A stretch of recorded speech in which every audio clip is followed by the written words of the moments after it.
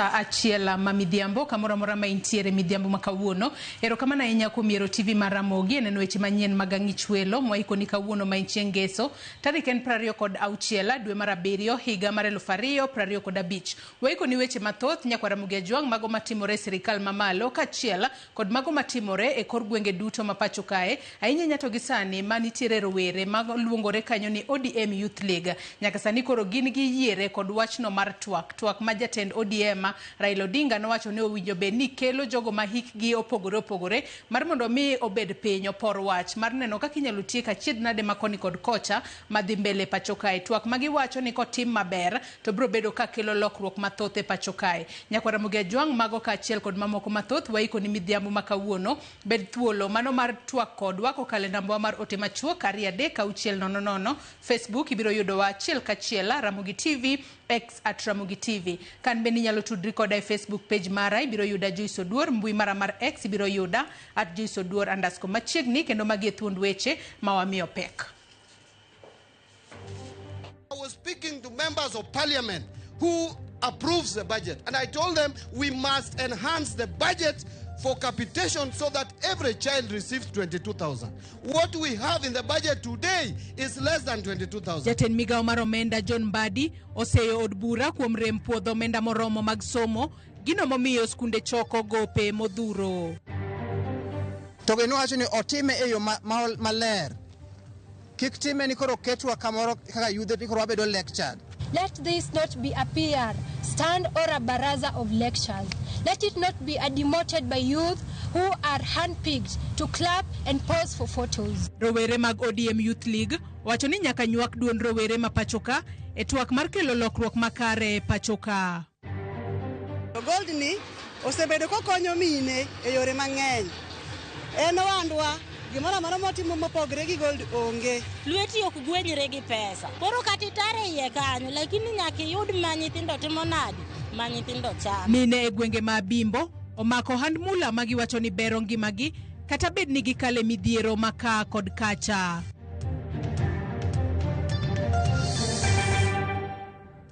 Nyaka Ramogi ajwang' mago kaachiel kod mamoko mathoth e yor adimba arwakni machiegni ka antiere kae kod jaloko marwa Elizabeth Otieno. Machiegni nyinga Joyce Oduor. Migao mar somo onyono kar tiende ni somo manono maonge chudo kowuok kuom jonyuol biro bedo kadhi nyime e pachoka kendo gionge kod paro mar biro chungo chenro makamano. Wechegi osir kod jalup jatend piny Kithure Kindiki mokwedo joma seyo chenro makamano kowacho ni sirikal masani nyaka neni chenro mar medo yaro sira ma imiyo jopuonjre. To kaka Simfros Okinda lero, seyo podi medo luo kuom sirikal e wichiwo sir moromo ne skunde.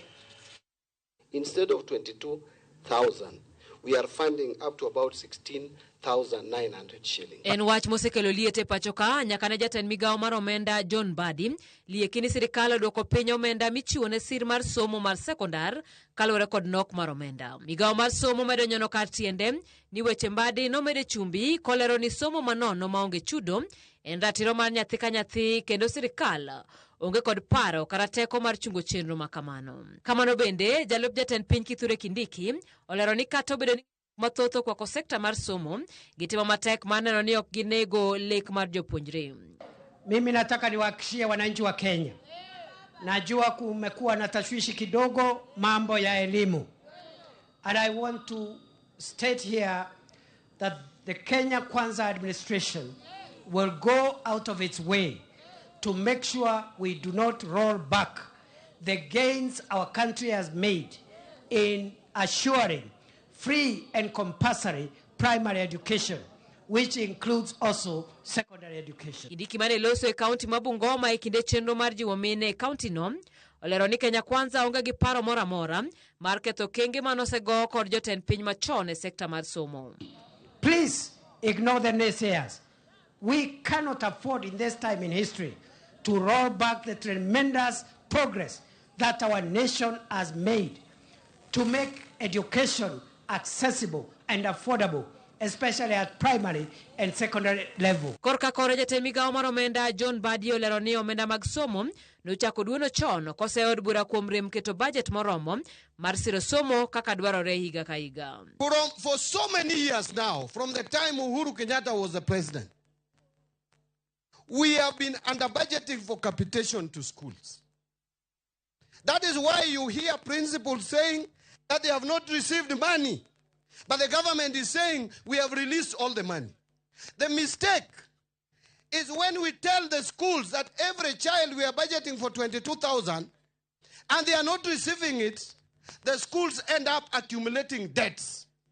Therefore, we need to be candid and say that yes, we want to budget for 22,000 per child, but we have not been having that in the budget. Magitimore kaseyo podi medo biu kuom sirikal ewi ng'ado omenda michule skunde ne sir jopuonjre sekondar. Jatend duond bura mar DCPK Rigathi Gachagua oseo sirikal mar William Ruto kuom goula kendo ng'ado wi omenda monego tere sekta mar somo e timo chenro mage owuon. What is sad is that this money that was meant for free education has been diverted by the National Treasury, by the experts ODM brought to government. They have diverted money for education. The money is channeled through the security sectors, is withdrawn in cash and given to William Ruto. This money William Ruto uses to bribe leaders, church leaders, to bribe members of parliament, to bribe members of the county assembly, to bribe everybody in Kenya for political support. Chieng' Tich Ang'wen, jatend migawo mar omenda John Badi nolero ni omenda mag siro somo duok piny kowuok e silings moyo 22,000 nyaka silings 16,900 e iko omenda ni kaluwore kod nok mar omenda. Simfros Okinda, Ramogi TV. Ogai mar ODM Raila Odinga omedo dok ne jagoro maduong' mar duond burano Edwin Sifuna wirani nochiwo mana pache e kinde manotwa kod od fwambo moro pachoka e wi riwruok mar ODM e sirikand Manywanda. Odinga omedo jiwo ni duond bura mar ODM ni thuolo mar riwore kod ng'ata ng'ata. Kata kamano, gibiro kuong girango dwaro mar oganda jo Kenya. Komachielo, jaod bura mar Lego Usonga Samuel Atandi wacho ni ging'eyo gino magitimo kotenore kod tiyo kanyakla gi jatend piny William Ruto kod sirikanda Kenya Kwanza.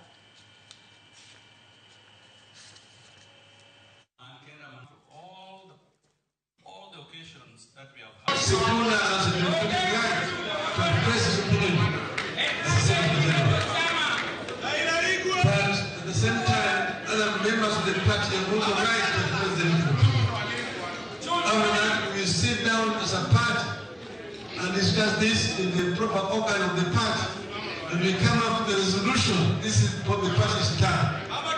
So what I'm going to say is this is personal opinion.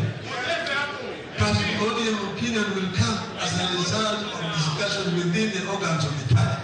Our friendship with Ruto is unstoppable. We will not stop it. Because as elected leaders, we have brains. We have brains and we know where the country is coming from and where the country is going. So when we make a decision to work with the president, you cannot come and lecture us. That, you know, because you think you know better English. Don't lecture us. We have brains and we have made a decision to work with President Ruto. And it is unstoppable. It's going to happen. Anyola mar jandiko embui Mwambili Mwagodi kod jokenera tich oganda i pachoka koro seyo sirikal ma pachoka kuom ling' thi e wi lal mar rawerano e piny Tanzania.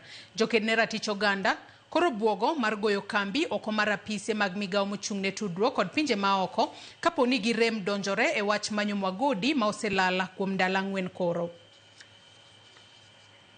Bila Makilimani, Bore Nairobi, anyuola mar jandiko embui Mwabili Mwagodi piny ochamo kendo chunygi chandore kaluwore ni kuom ndalo 4 koro gikia kama Mwagodi nitiere tok lal mare e piny libamba ma Tanzania kama osebedo ka otiye. 4 days is a long time for somebody to be kept incommunicado. And what do they want from him that is being hidden from two countries, between two countries? Anyuola no kaachiel kod okil Janja Maina kod jokenera tich oganda manochopo e tesendo Bila Makilimani mondo gindik dhoggi ka okwach kich e wi lal mar Mwagodi koro hum nono gino momiyo okwach kich ne orem ndiko dhoggi kata obedo ni gisegoyo lipot e wi lal mar Mwagodi nyaka e tesendo Bila ma piny Tanzania. We have now been told that they do not have jurisdictional authority to take statements from the family. And that is very weird for us because it is procedural. If someone, we are not asking them to investigate the matter individually because, again, Mwabili was not reported missing in Kenya. He was reported missing in Tanzania.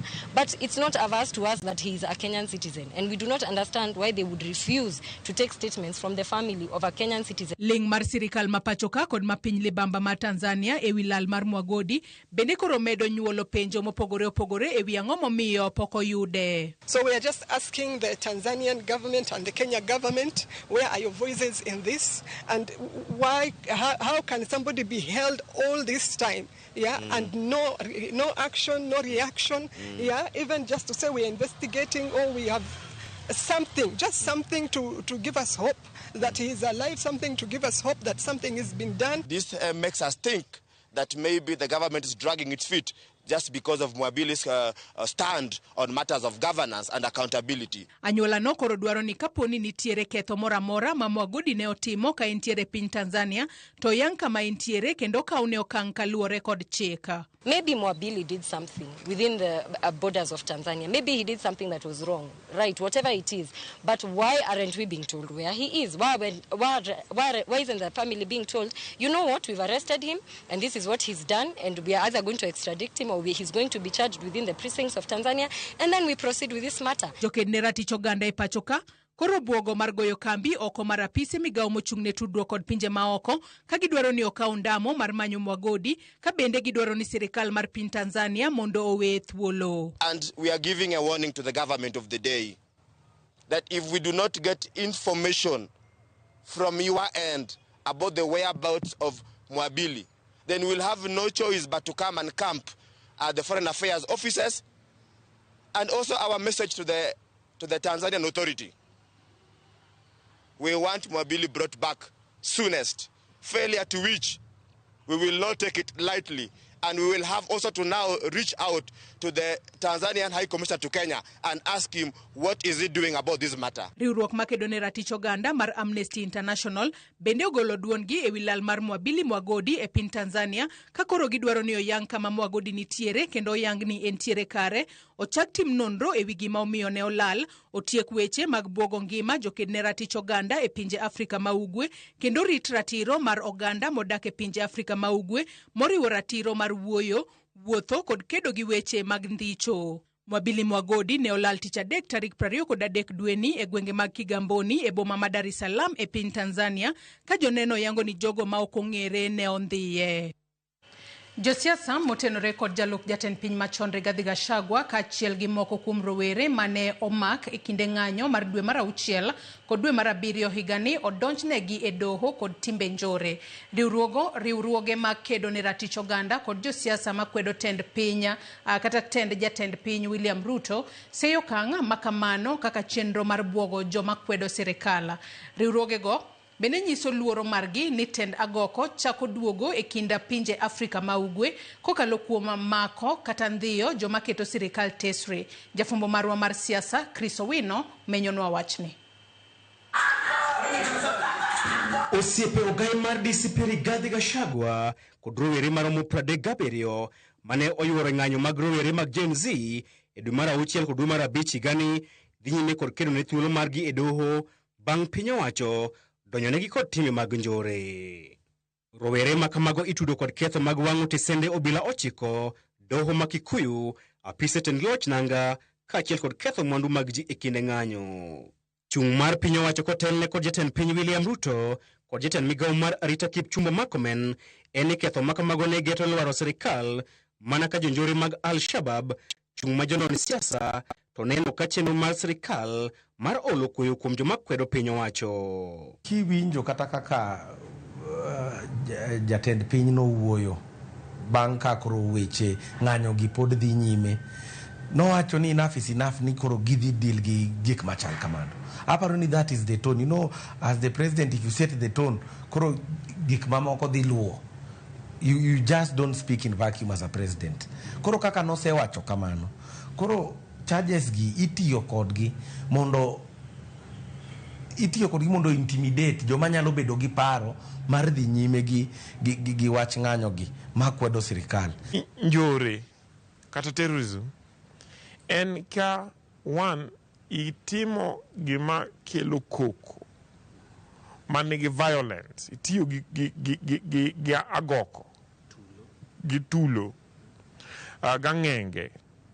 Mar ariyo en ni itime mondo ihiny ng'ato kata ineg ng'ato, kata itime mondo iketh mwandu mar jopiny kata mar sirikal, or itime mondo interfere gi security installations, police station, masts mag communication, airport, kata gima represent democracy wa.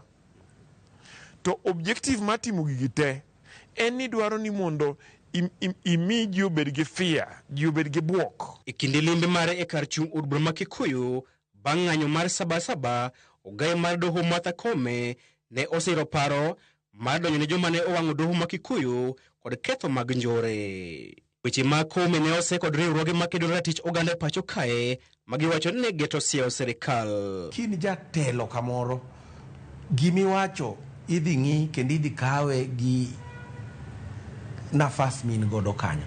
Koro kise ka as a president and a chief justice, magi are two of the senior most officials mwan godo Kenya ka. Kose wacho gi machal kamano, to achiel kuom gi jatend piny, achiel kuom gi emochung' ne doho, to doho ni emonego bed ni jogi kelo.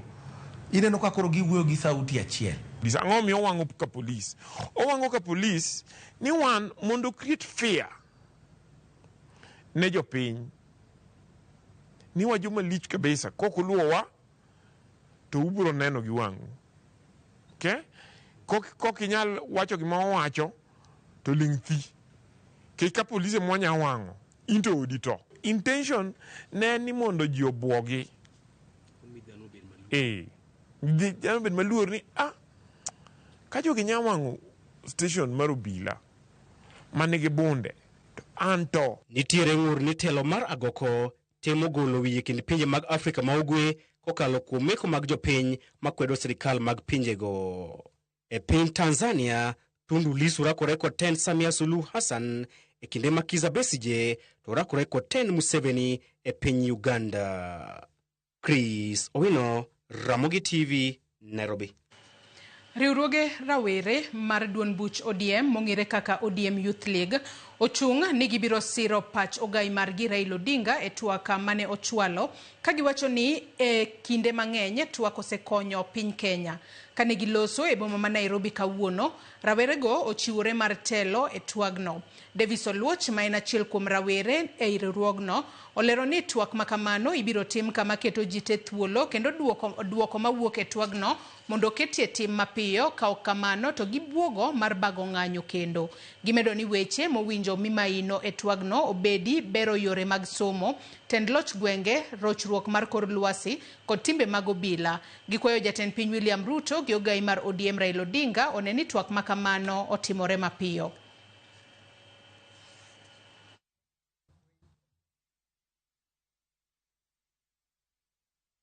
Police wachango, students wachango, nyithi wachango, chokora mane streets to wachango, to Gen Z to geto gi wachango, to Gen Alphas to wachango, to jo puonje to wachango, to jo media to wachango, to president ni makoro wagoya ni ento wachango, to prime minister to wachango, to Rigathi Chabwa kele mbo winja ne wachne no.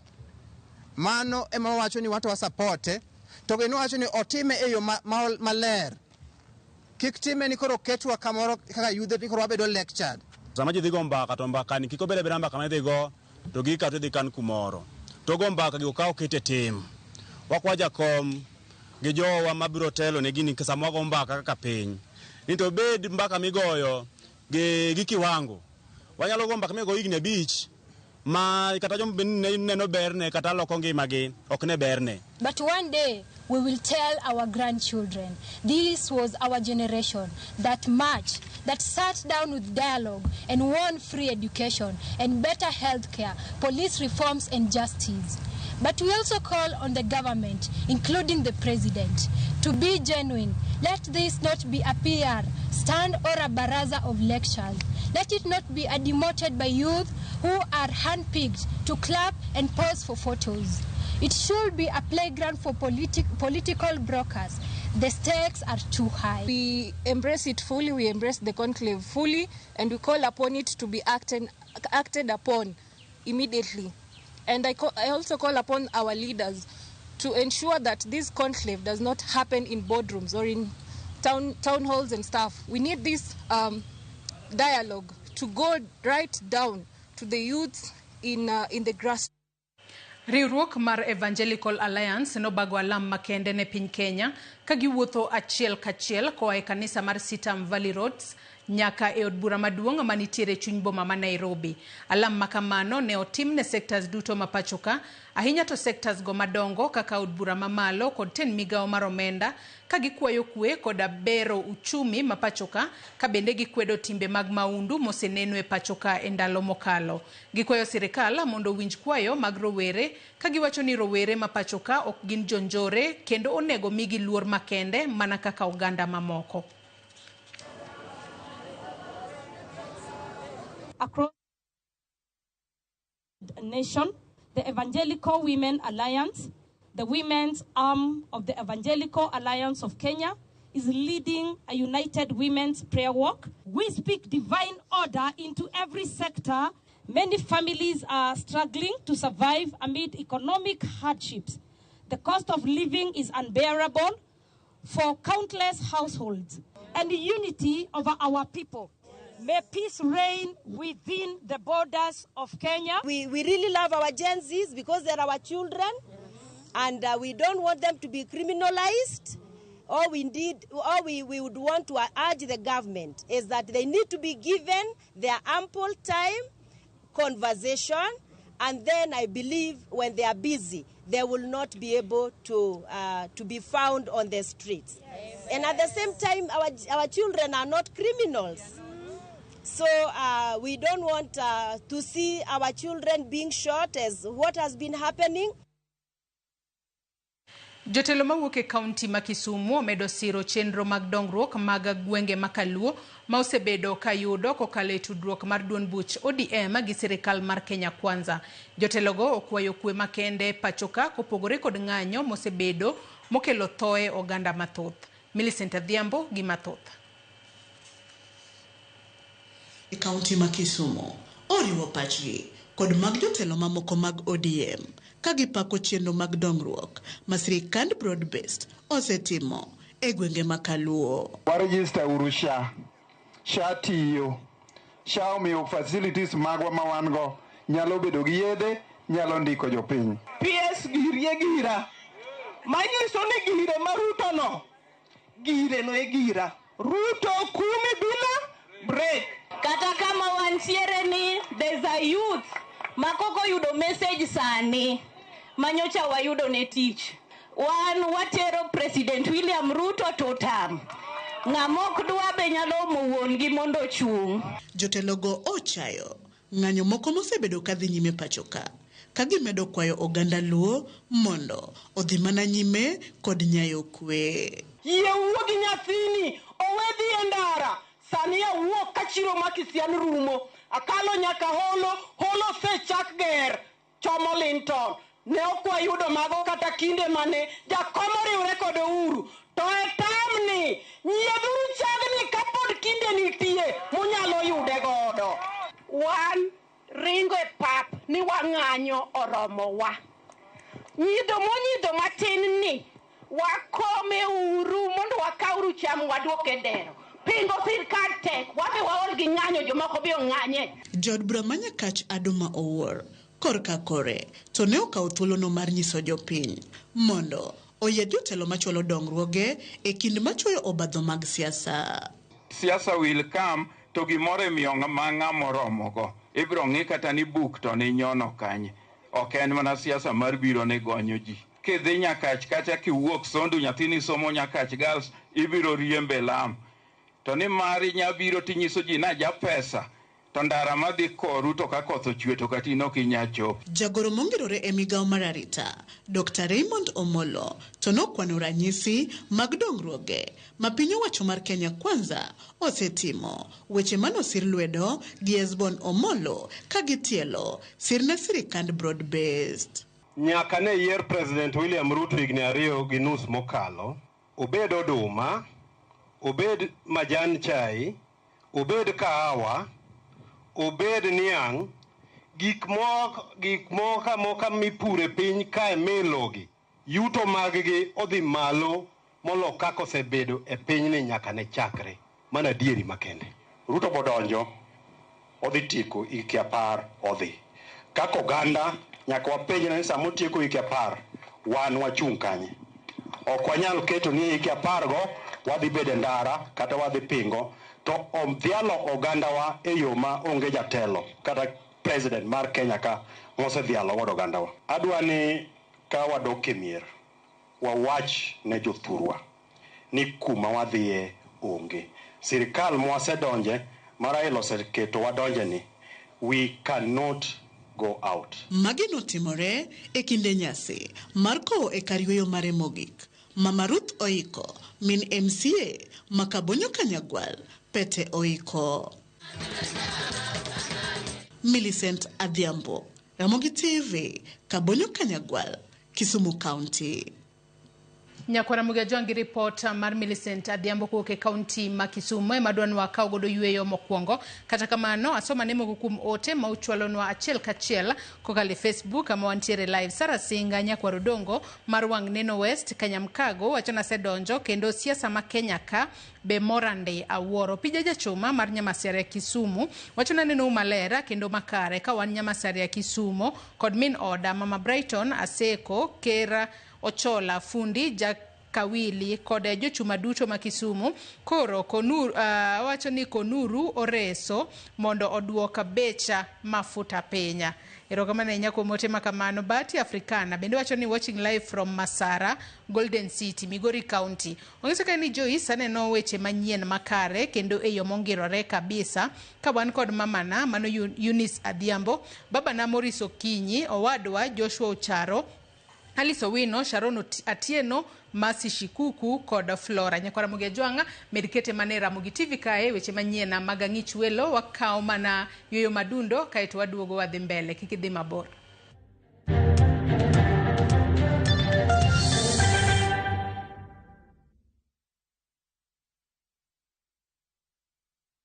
Introducing Wigo, your trusted ride. The ride with the most reliable, verified, efficient and transparent drivers. With fabulous cashback incentives for passengers, each trip on Wigo feels like an upgrade. Download Wigo from Play Store or App Store or SMS Wigo to 20425 and ride with confidence. Wigo, let's go.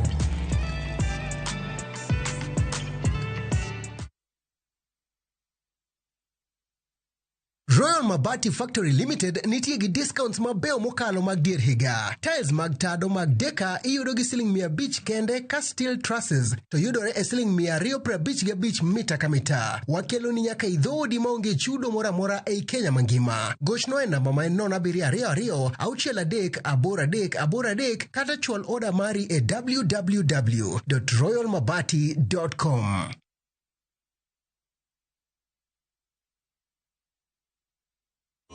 Chonga gilo emo miachano kama chonga emo sembia sudo nyime chonga gilo emo miachano kama chonga emo sembia sudo nyime. Mondo yudwe ni kaka skiza tune mari D*860*418# Ramogi TV enod jower duto.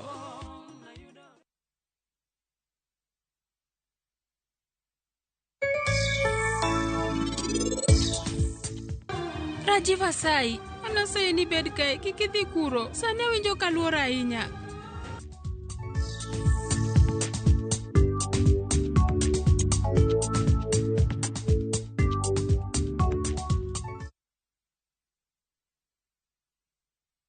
Aseyudo nyodo nikelo nyako chia jolokore Neje lunga ni sandi nango nyako chia Mimi giere kendo jalo siko kachandi gimo nyako chia Utemo kadhano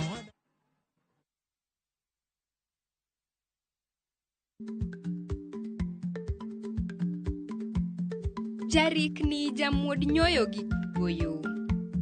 Matiende ni dhi matek maok inono maber samoro nyalo miyo ng'ato midhiero.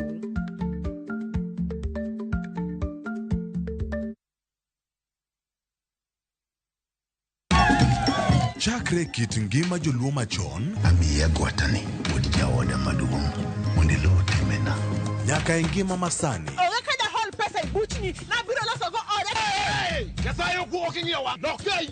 Wakelo ni sinema manyiso kit ngima ji. Kana luokre kind rabolo kago wanga kon tena no nyithindo. Kinyo dhi nam. Rone kama ng'ato kng'iye ng'ato nikech nambi ng'iye mana ji. Ng'e rieko mag jodongo, pek mar hera. Mokwongo jonyuol ni kit grich. Mama fundi mwera. Dala na ka okadwe. Koda kamor mar ngima. Idendo gi English ni my dear. Kaka kinde mosekalo kod masani e sigenni mopogore opogore. Odhiambo maru e kakoro dwa chacho. Pero koluo hera. Ng'ama onge pesa. Wini. Sani ng'ama onge pesa itimo nade? Winam Cinema. Jumapil, saa 2:15 otieno kod saa 4 otieno. Kik bai.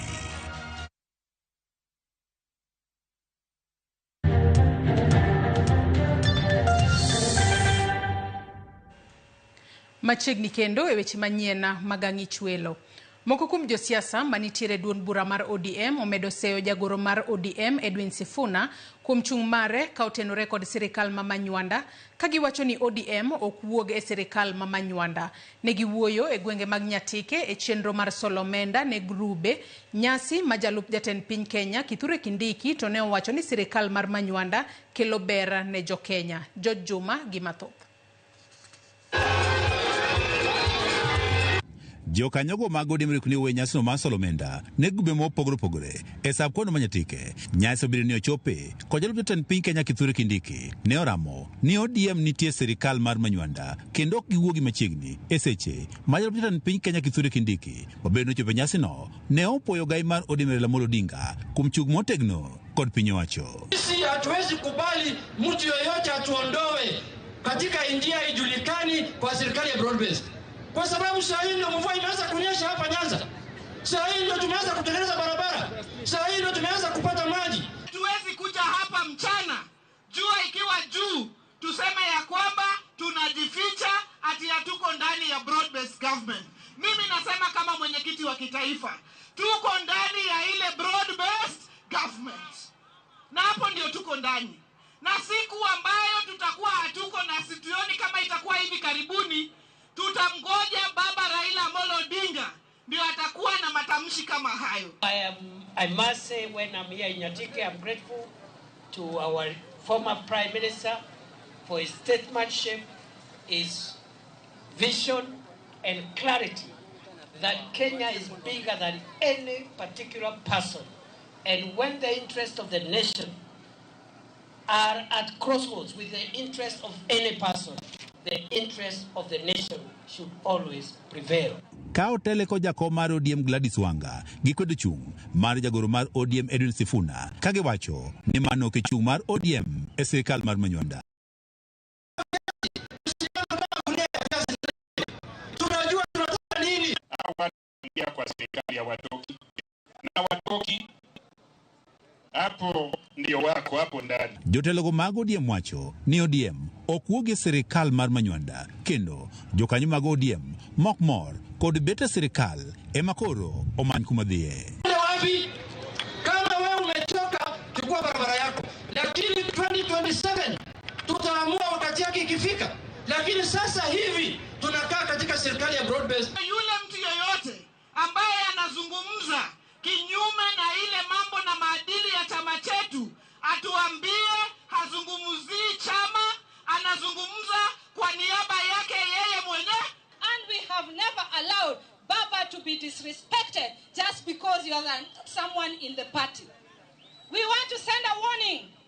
You might have served that party longer than me, but I want to tell you as I stand here, I came in as independent, meaning I have more powers than you. You need to be a senator without that party. So I am telling you, you will not negotiate about respecting Baba and the party. Giwane sirikal mar Manywanda osekelo ber ne jo Kenya duto to ahinya gwengego mande ne owechien.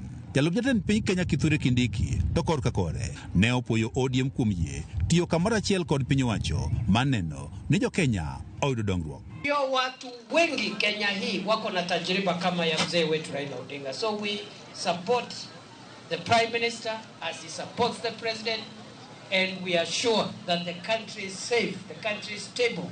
Kindiki wan sirikal no motel ne jatend piny Kenya William Ruto osetimo dongruok mathoth kendo pod dhi nyime kod dongruok ka bende osingo ne jo Kenya ne gidhi neno ber.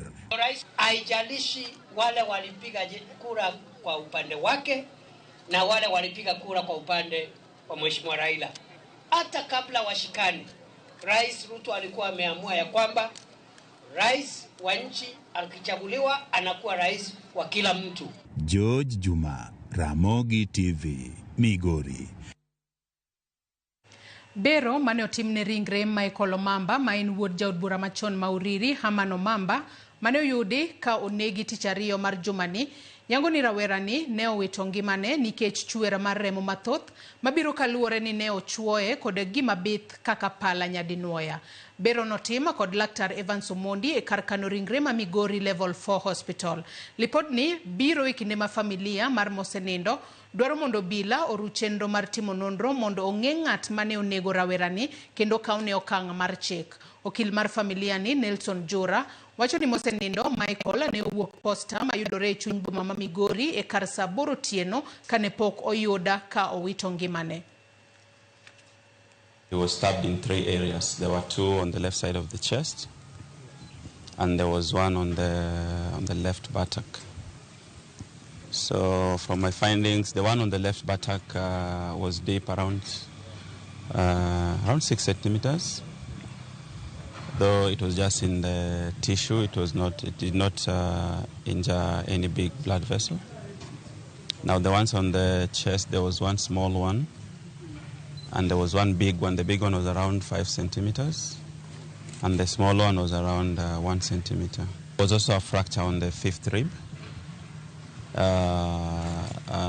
Through the fracture, there was also a 1 centimeter puncture to the left ventricle of the heart. Part of the body which was aimed at, and the strength and the nature of weapon, it seems even if Michael Omamba had even money, $1 million in his pocket, these people could have still gone ahead and killed this young man. We hope, I know we have the security team, they are already doing their best. We're also pursuing a number of theories. We want to request the security team. We had the representative here whom I think has left. That nothing more, nothing less. What we want as a family is justice.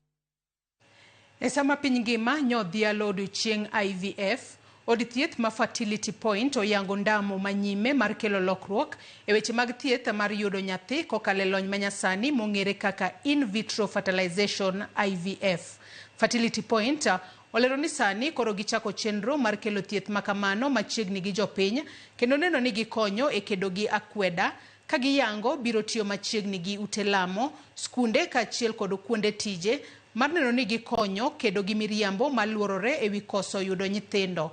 Ewi mano, gikoni maino margi gibiro keto e chwalo thieth makamano e nengo modewo fuko jopiny, ka bende gikwayo piny owacho mondo ne ni weche thieth motenore kod wach koso yudo nyathi bende okete bwo okumba thieth mar SHA mondo jotuo oyud yot. Mar yudo nyathi to kapo nono ni wayudo ka chal mari ni piny, laktache bro tiyo kendo gi technology mar mi yien gi yedhe manyaka ichope stage mogik ma idhi timo procedure no miluongo ni in vitro fertilization. So major component is to ensure that we make all our colleagues understand both in terms of the male infertility, female infertility, types of services Fertility Point has to offer. People are afraid, what if it get failed, right?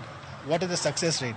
But as we are in Kismu, and we have and we have started in month of January doing the procedures, we are touching 70% as of today. Kata kongi katiba wa manyien king'iyo maber wach mar reproductive health e achiel kuom gik mondike katiba. Koro miyo sani wadwa kwayo ni jo sirikal okony mondo gik machalo kaka shida mag yudo nyithindo, fertility, obed covered gi gik machalo kaka SHA.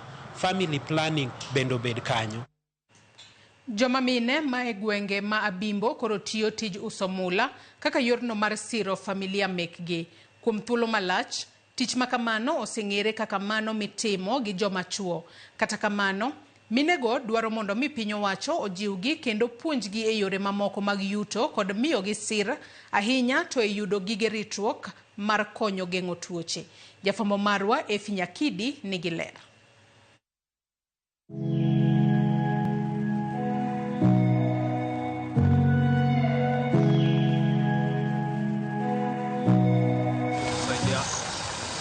Ma gwenge ma Abimbo maidore ka chung'od bura ma Bondo, kaunti ma Siaya. Gweng'ni ong'ere ahinya kuom tij kunyo kod uso mula, ma bende kuom thuolo malach ong'ere kaka tij joma chuo. Kata kamano, mine ma e gwengegi osebedo ka goyo kang' ahinya kaluwore kod uso mar mula. Okinyi ka okinyi, minego mondo kuonde mikunye mula kata kuonde go mag rego mula. Moko toyo kite, moko luoko, ama moko to chungo lo mar yudo mula. Mula ma bende geno margi mar bero ngimagi kod mano mar familia mekgi. Aflin Okoro, ma en achiel kuom mine matiyo tij uso mula e gwengego, lero yorno ma giyudo godo lo kendo kaka giluoke mar fwenyo mula iye. Abimbo kaka nabire, nayudo ka nitiyo tich mar gold. To nabiro madonje marome. To gold ni osebedo kokonyo mine e yore mang'eny. En wandwa, gimoro amora motimo mopogre gi gold onge. En mana ni chuo donje bugo, to golonwa oko, to watoyo, to waluoko. Koro kwaseluoko, ineno kaka koro wiye kacha. En gima itiyo godo, kanyo ma koro waluoke. Kwaseluoke, to nitie kaka ikawo gunia moro maduong' kamae mag oduma ka. Tichiko, kapo ni en lo maber. Kosechike tiboro ywaye, timoye kaka koro momacha kata cha. Kose moye, manso ni mano manigi pesa, lobno po nigi pesa. Koro kose tuo, to kendo ichak idog imoye, tichak idog irege, ichak idog iluoko kende iye kanyo kendo. Koro kose luoke, ma iye kanyo pong', burno pong', tene michodhe tikete kanyo. Koro kose chodhe mokete oko kanyo, to ene mwause. Omedo ni gino ma ochuno ni nyaka girangi, en rang'iny mar lo magikawo, wirani mano e achiel kuom gigo majiwo yuto margi ma bende konyo e pidho familia. Lure sampu mar lo manisebedo kiluoko kanyo. Dichuoni kama opawa achiel, siling' alufu gi 500, koro lure. Onyalo kata mana nyiewo gunia mar 50 kg cha. Ogunia mar 50 kg mar sukari cha. Samoro ka ber wanyalo kata mana nyiewo siling' 1000 kata 20, to kiuse nyaka iyude gimoro matin. Inyalo yudo siling' 2000, siling' 1000. Koro idaka daka koro en mana ni ya lweti ok gwenyre gi pesa. Koro kata itare iye kanyo, lakini nyaka iyud ma nyithindo timo nadi, ma nyithindo chamo. Ohala no mar uso mula, minego wacho ni osemako negi kama duong' e ngimagi, wirani nyithindgi koro nyalo dhi skul maonge chandruok mora mora. Bende ohala no osemiyo gi thuolo mariwore kod riwruoge saga, gino mosekonyogi e yor kano kod kuno omenda. Mano wala ma mon tiyo Abimbo ka. To gi mana gi buche, en mana ni nyalo tiyo matek, tiluoke, tiyudo pesa, tidhige bura, ikawo pesa, tidhi godo e bura, tidhi olo godo pesa moro, tiduogo timo godo giri moro. Koro wan Abimbo kae, iyudo ka mon odak mang'eny, kata maonge chuogi, kata ma chuogi nosetho, to gidak adaka to tij gold no. Omiyo gidak e ngima moro mok ding'e ni ng'ato onge chuore. Kisani nyara ja form 3, to gini ema watimo nadi, ema waluoko to nyathi dhi sikul. Nyithindo dhi sikul, ok en nyathi achiel. An gi nyithindo 4, gidhi sikul. Koro sama gidhi sikul no ka be ibiro manyi, to nyithindo timo nadi, nyithindo chamo. Tijwa ni osepidhonwa nyaka mine muti manie gweng'wa ka, nyaka joma oko, waseger rekod kaka uneno ni giudi waduto. Kata kamano, e kinde ma masira otimore, geno margi mar yuto duono, wirani weg buche mikunye mula, chiwo chik mar lorogi, machiwo thuolo ne apisas mag migawo mar mwandu ma e bwo lo, kachiel kod ten kaunti no, timo nonro margi. Ma en achiel kuom yore mag konyo geng'o masiche mamoko, ahinya to e kinde koth. Inyalo yudo ni kama masira timre, to koro iloronwa sites. Jotelo wacho ni sites no walore until further notice. ng'en until further notice inyalo lore chuth unyalo dhi wuoyo gi jotelogo koro ginyiso kaka ugeng' masira kik timre to kendo ichaki yawnwa yawa tich dhi en mana ni lal nyalo bed ni samo chung'no gimoro amora bo chung' kata krasha mamor muwinjogo be chung' koro ka oling' thi ka buche richo waloso wakwongo wagero gi yien machalo kamagi mwane ni buche beyo mwatiyo kama ber rem ma wan go en ni ka koro kaka koth chweni gik mwagolgo pi e tabu ma wan go manyalo chungonwa tich ne minego kata obedo ni ohand mula siro ngimagi bedo ni pod gionge gige ritruok mowinjore kata mago machiko puodho ne tich makamano githoro yudo tuoche mopogore opogore kaka mago mag kur gino mabende kinde moko mono gitiyo pi hinyo tiendewa ng'adre to sami dhi e osuptal mondo thiedhi ing'isi ni yadh gino onge ma konyo tielo ma pi ng'adono mang'iso ni dwa ni mondo iti gango gi gambut gi gloves kuonde gi eki ng'adre nikech idak ni in idak ga mana kamae koro kidhi e ot iyudo ka koyo chuoyi malaria be goyi koro iyudo ka in weak ka kiny idwa dhi tich iwinjo kiol ma ipenjri ni bana pesa mitiyogo idwa dhi go osuptal iyudo kiol ma kaka itimri be onge kata kaka itedi onge chiemo to in go to kaka itedi onge nikech pi mwatimo nadi mwamulogi nikech gin pi moko mag chumbi iologi kanyo to chuno ni nyaka sami iteng'o cha nyaka ukir remo e dhogi koro iyudo ka in gi tuoche mang'eny jomoko nigi tuoche mag ich makuot kwayogi maduong' en mondo mi piny owacho keto kenge manyalo bero negi alwora mar tich kod sirogi e yor yudo gige ritruok mar geng'o tuoche. Bende de giher mar mondo mi piny owacho ojiwgi kendo migi puonj e wi yore mamoko mag yuto kaka achiel kuom okenge mag chwalo dongruok mar abimbo. Konyalo yudo joma nyalo support nwa mine kaka wan mamiwa kata mana gik moko kata kaka gamboots, gloves mag lwedo nyalo konyowa mabor nikech ing'eni kwabiro kae kata mana sani neno minegi gimoro amora gina kamano. Agombo ni mondo ae e tarni sirikal omed jiwowa mondo wayude gimoro ma wanyalo timo nade mwanyalo loko ei abimbo ka ok ni ma kende kelonwa maendeleo moko mon nyalo timo nade ma mon nyalo loko yani ketel weche Efinya Kidi, Ramogi TV.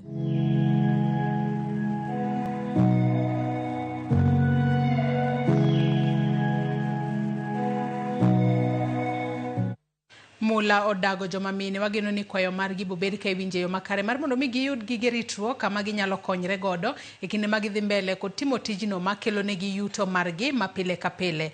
Ka wadhi mbele wadhi weche matimore e kaunti ma Mombasa kama moko kuom jotije e wath ma Mombasa kodi nitiere angoke masani temo rocho chenro mag tije e wadhno ma Mombasa to chutho e yor temo rocho chenro mag chiwo orage kane giloso gi jofwamb weche jotend jotich e wath ma Mombasa kotelnegi kod Paul Abisa koni angoke go osegoyo kanga nyaka mar chwalo bura e doho ma Nairobi matudo jatatije e wadhno Captain William Ruto gi mibadhi e chiwo orage okanga mar chwalo burano e doho ma Nairobi gikoni sani onyuolo penjo mathoth maloyo duoko kakoro gikoni bura makamano onego duoki e doho ma Mombasa mondo gibed gi ler e wi weche ma itudogo jatelono. So these are the people who are concerned and they are based in Mombasa. They are wondering why the case has been taken to Nairobi.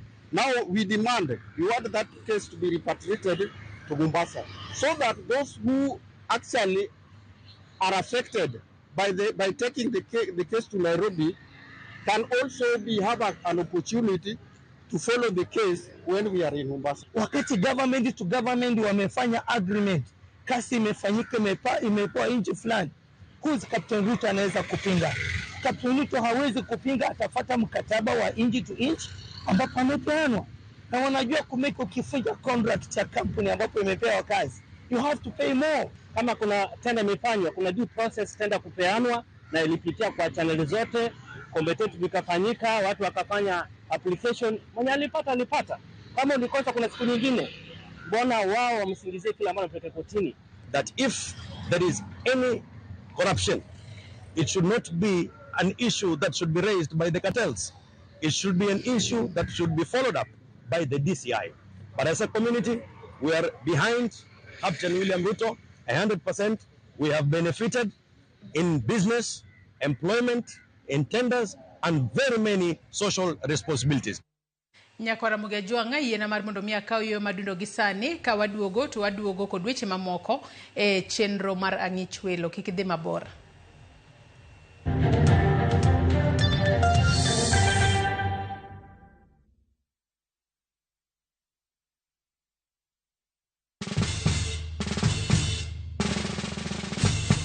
Guess what? Citizen Duca now delivers.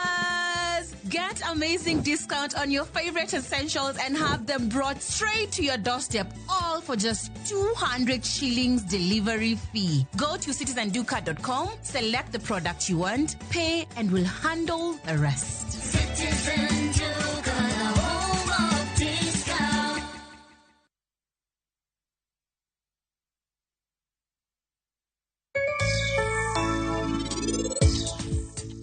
Rajiv Asai, anasayi ni bed kae, kik idhi kuro. Sani awinjo kaluor ahinya.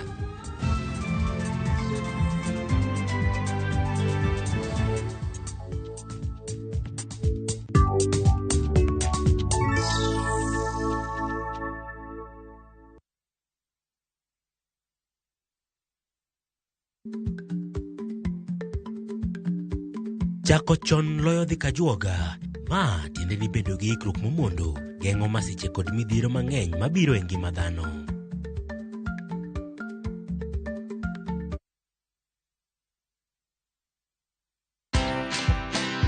I always tell people, guys, it's just advertising. We are not saving people's lives. I'm not a doctor. It's never that serious. I have been known to kick people out of the office in the night. I'm like, please, I don't want to see so many people working late every day. And it's something that I hope many young people can learn, because they are in a hurry to grow. They're in a hurry to push themselves for, to be successful in 1.5 minutes. That is not the way the world works. And sometimes if you're not resting, you don't give yourself the best of yourself to anybody or to anything. Watch this story and more. Download the Citizen Digital app or visit www.citizendigital.com and find the Citizen Originals portal. Kenya's #1 app, Citizen Digital.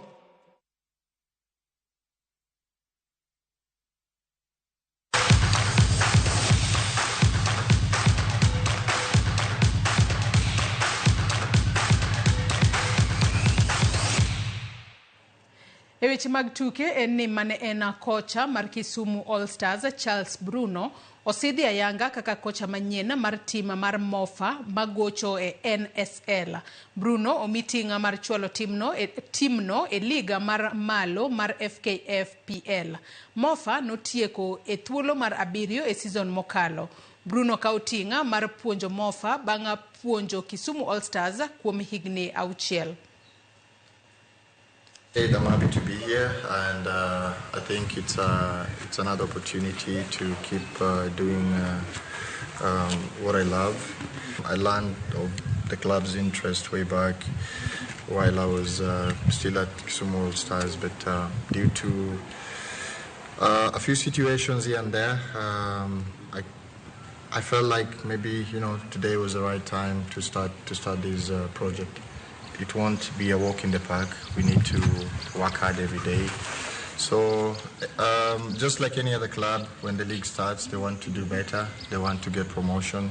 And it won't be fair if I say that as Mofa, we will just come there and, participate.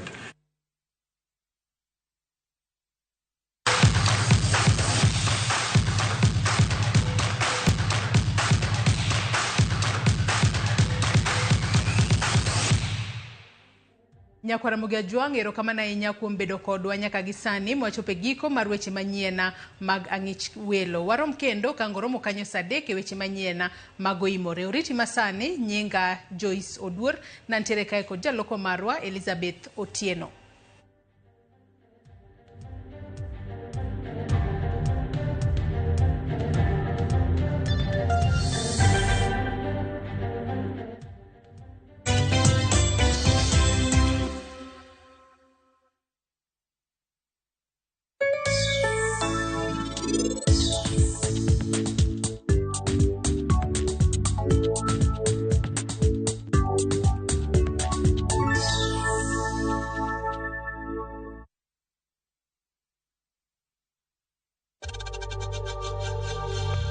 We know times are tough, so save money by buying airtime from M-Pesa to any network with 0 transaction fees. Dial *487*2# and get your airtime PAP